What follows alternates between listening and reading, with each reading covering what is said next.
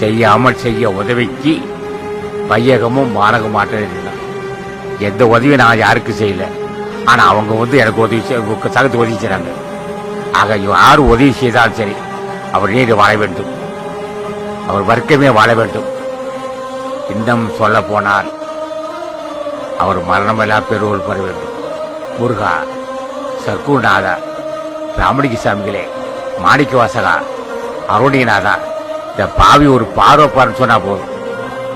என்ன வேண்டும் கேட்பார்? உன் திருவடியை உருகி தியானித்து பூசிக்க வேண்டும். முருகா, உன் திருவடியை பூஜிக்கு எனக்கு ஆசை கொடுப்பா. எத்தனை பாவிகள் ஐயா உன் ஆசை பெற்றிருக்கிறான். என்னையும் பாரப்பா, கருணை கொண்டு பாருங்க.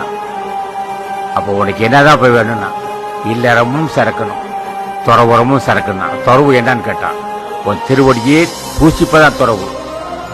உன் திருவடியே வேதம்.